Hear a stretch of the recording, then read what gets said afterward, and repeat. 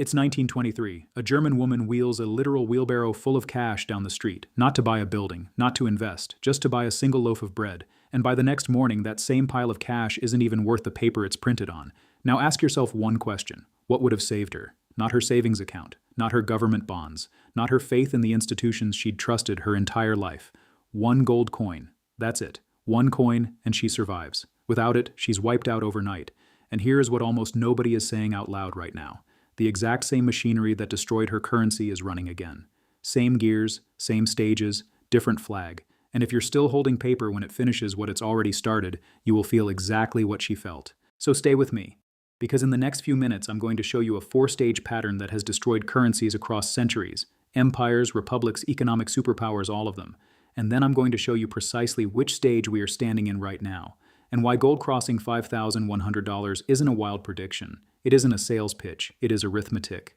Let's start with a number that should physically unsettle you. $38.56 trillion. That is the United States' gross national debt as of early 2026, not a projection, not a worst-case scenario cooked up by a think tank trying to scare you. The actual live number, right now. But that's just one country. Zoom out, and the picture gets truly staggering.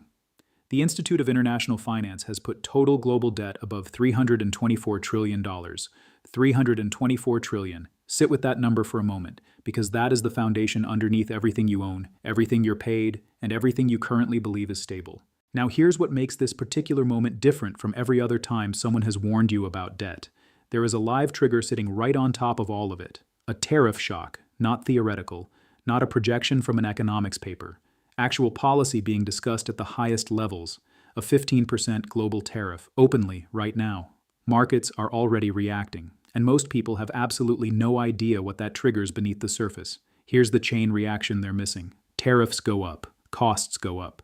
When costs rise inside a system already saturated with debt, the currency absorbs the blow. When the currency absorbs the blow, confidence begins to crack. And when confidence cracks, history is brutally clear on this. Capital stampedes into monetary metals. Gold moves first, and then silver doesn't simply follow gold. Silver detonates. That is the mechanism. It is repeated across every empire, every century, every political system that has ever walked this earth. Different flags, same machine, and once you see the four stages, you will never look at the daily news the same way again. Here is the blueprint. Stage 1 is the setup. Every powerful system begins by anchoring trust. Maybe it's convertibility to gold. Maybe it's military dominance. Maybe it's being the world's reserve currency. The specific mechanism doesn't matter. What matters is the outcome. The world believes the system is safe enough to lend to, trade with, and store its wealth inside. And because the world believes it, the system gets access to the most dangerous drug in all of financial history. Cheap capital, unlimited borrowing, the ability to promise more than you can actually produce because everyone assumes you'll eventually make it right. That privilege feels exactly like power. And for a while, it genuinely is. Stage 2 is overextension, and this is where cheap capital stops being a tool and becomes a permission slip. Permission for governments to spend beyond their productive base. Permission for corporations to lever up far beyond what their cash flows can actually support. Permission for politicians to win elections by mortgaging the future and calling it progress. The debt grows, the complexity grows, and underneath all of it, the fragility grows, quietly, invisibly, until one day it isn't invisible anymore. Stage 3 is loss of control, and this is the stage people almost always misread, because they expect it to announce itself. They're waiting for a single crash, one terrible, unmistakable moment on a specific date they'll remember forever. But that is not how loss of control actually unfolds inside a debt-saturated system. It is far subtler than that. It's when raising interest rates to fight inflation would simultaneously break the debt structure. It's when printing money to protect the debt structure only feeds more inflation. It's when every policy tool you have starts fighting the others, and every attempted solution generates a new problem that requires yet another solution. This is when emergency levers get pulled. Tariffs, capital controls, currency devaluations dressed up in the language of competitiveness and national strength. This is when leaders perform confidence loudly on the outside, because the inside is already hollowing out. And this, right now, today, is exactly where we are. Stage 4 is the one that changes everything. It is the repricing of money itself, not a stock market correction, not a real estate pullback. The repricing of the actual unit of measurement you use for everything in your life. This is when the public stops trusting paper claims and starts demanding real settlement. This is when the phrase risk-free becomes a punchline. This is when gold stops being a hedge and becomes an escape hatch. And this is when silver, smaller market, dual industrial and monetary demand pulling at it from two directions simultaneously, stops following anything and becomes an accelerant. Now, before you dismiss any of this as theory, let me prove it to you 3 times. 3 completely different historical moments, 3 completely different triggers, same 4 stages, every single time. Germany, 1919 to 1923. The setup was real. Germany before the war was a genuine industrial powerhouse with deep financial integration across Europe, scientific prestige, institutional legitimacy. Then the war ended and Versailles arrived, a crushing bill that had to be paid in forms of value Germany could no longer generate. External obligations stacked against a weakened productive base. That is overextension, not from greed or recklessness, from inescapable obligation. Loss of control came next. The government did what every trapped government in history has done. It printed. Not recklessly at first, desperately, to keep the state functioning, to hold off political collapse for 1 more week, 1 more month. But printing does not create productivity. It rearranges claims on existing value. It dilutes the unit. And once the public realizes the unit is being diluted, they spend it faster, which dilutes it further, which accelerates the panic in a self-reinforcing loop that cannot be stopped once it starts. Within 4 years, workers were being paid twice a day so they could rush out and spend their wages before the value evaporated by evening. That is stage 4, wheelbarrows of cash for a loaf of bread. The people who held real things survived. The people who trusted the paper were wiped out completely. Same machine, first iteration. Now jump forward to 1971. Bretton Woods.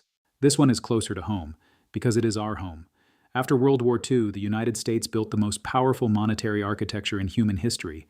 The dollar anchored to gold at a fixed rate, every other currency anchored to the dollar. America had the gold reserves, the industrial output, the military reach, and the credibility to back every promise it made. The constraint was real. You could actually redeem your dollars for physical gold. That constraint was the entire foundation of the system's trust. Then the overextension began. Vietnam War spending, massive domestic programs. Dollars flowed abroad in enormous volumes until foreign governments held far more paper dollars than the United States could possibly redeem in gold. The promise had grown bigger than the vault. Then came August 1971. Nixon closed the gold window. He called it temporary. It was never reversed. And in that single act, the dollar transformed from a promise backed by metal into a promise backed purely by trust. Trust in politicians, trust in institutions, trust in a system that had just publicly admitted it could not honor its own commitments. Then the entire decade of the 1970s unfolded. Oil shocks, double-digit inflation, stagflation. The public watching their purchasing power get quietly eaten alive while being told the fundamentals were sound. Gold did not simply rise after 1971. It repriced the entire system's credibility, from $35 an ounce to over $800. That is not a trade. That is a referendum. And silver had its own historic surge in that same window, stunning investors who had assumed it was simply a boring industrial metal. Same machine. Second iteration. One more. The 1930s. And pay very close attention here, because the trigger then is nearly identical to what is happening right now. The 1920s looked like permanent prosperity. Easy credit. Rising asset prices across the board. American industrial dominance. Booming markets. Then the crash hit. And instead of allowing the system to clear its excesses honestly, politicians reached for tariffs. Smoot-Hawley. Sweeping barriers sold to the public as protecting American jobs and projecting American strength. But here is what tariffs actually do inside a fragile, heavily leveraged system. They do not simply raise prices on imported goods. They fracture trade networks that took decades to build. They trigger simultaneous retaliation from every trading partner at once. They compress global demand across every market. They function as a stress multiplier stacked directly on top of an already stressed system. Global trade collapsed by more than 60%. The depression deepened dramatically, extended for years beyond what it might otherwise have been. The lesson from that era is not that tariffs are inherently evil under every circumstance. The lesson is that protectionism inside a debt-saturated system is not a solution. It is an accelerant. It takes a fire that might have burned itself out and pours fuel directly onto it. Same machine, third iteration, 3 different centuries, 3 different causes, same 4 stages, every single time. So now, right now, where exactly do we stand? Stage 1 is complete. Decades of dollar dominance gave the United States the extraordinary privilege of borrowing at unlimited scale and at rates no other nation on earth could access. The entire world stored its savings in U.S. treasuries. Global commodities priced in dollars. International trade cleared in dollars. The setup worked extraordinarily well for a long time. Stage 2 is complete. Nearly $39 trillion in gross national debt, $324 trillion in total global debt, congressional projections showing no credible path to reversal, and global inflation that peaked near 9.5% in late 2022, the highest in a full generation, proving beyond any reasonable debate that the constraint still exists. Inflation is not just an economic data point. Inflation is the system's own immune response to monetary excess. The public felt it at the grocery store, at the gas pump, in their rent. And once the public feels it, the psychological contract that holds the entire system together begins to quietly break. Stage 3 is here, right now, today.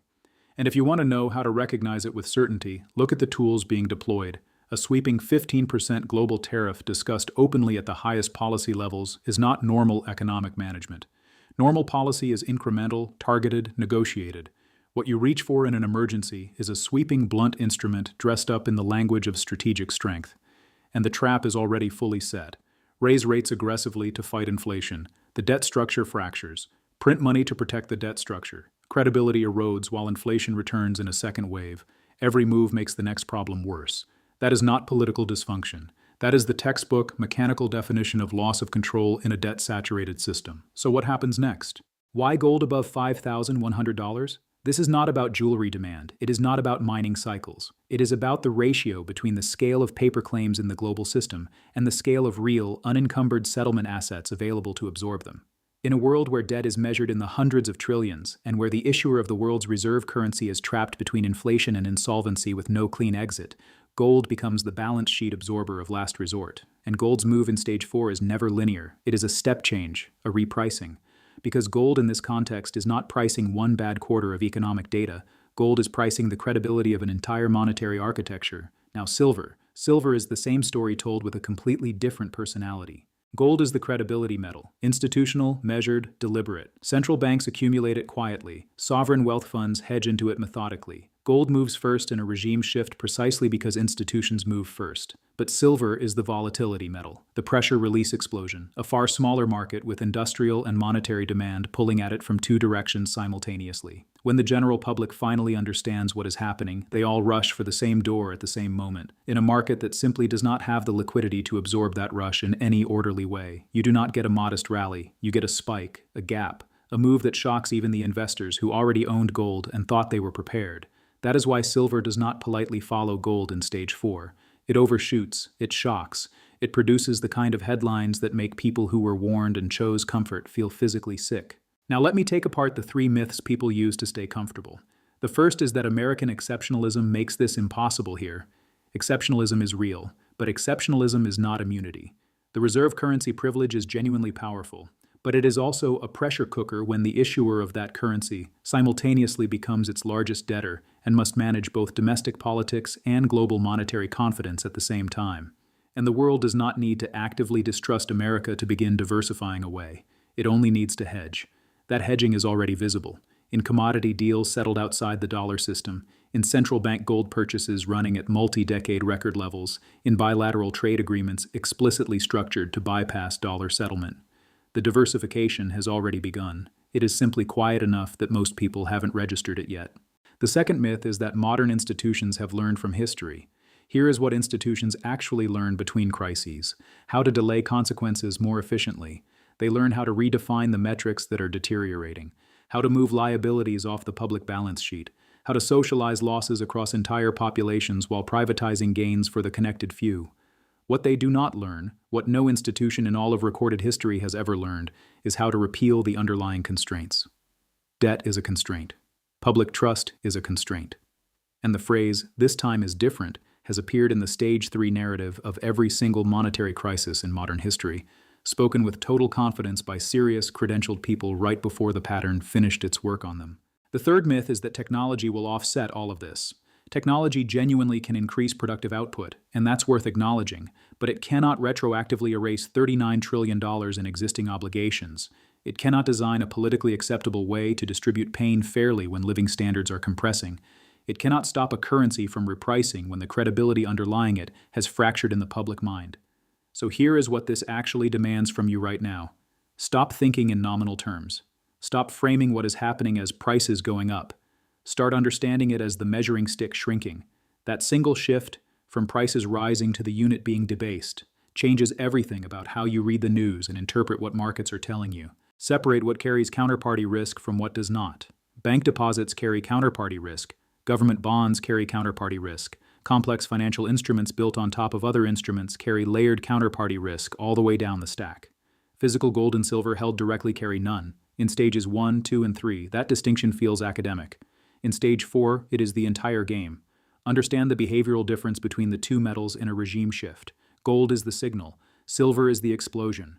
Gold moves first because institutional money moves first, quietly, methodically, without fanfare. Silver moves harder and faster once the general public rushes in, because retail investors crowding into a thin market simultaneously create a pressure the market's liquidity cannot absorb in any orderly way.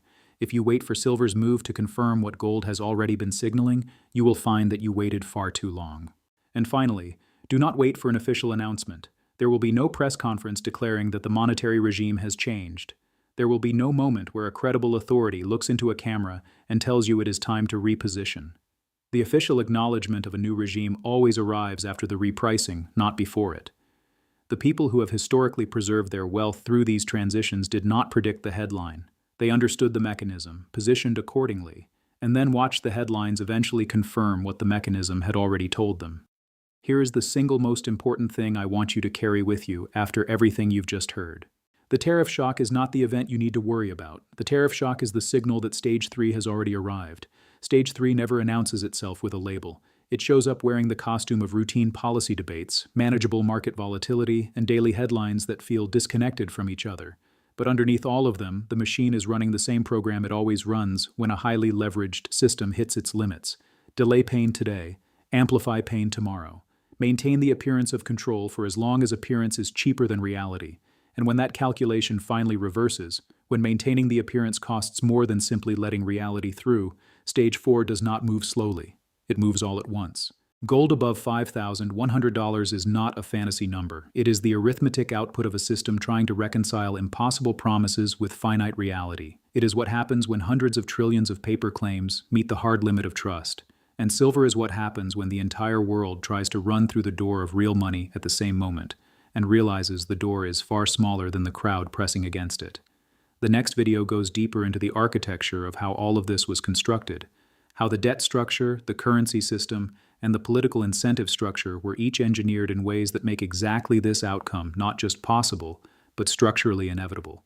And more importantly, what Stage 4 actually looks like from the inside while you are living through it in real time. Subscribe now, because that is not a video you want to find 3 months after it would have mattered. The last domino does not announce itself. And it does not fall quietly.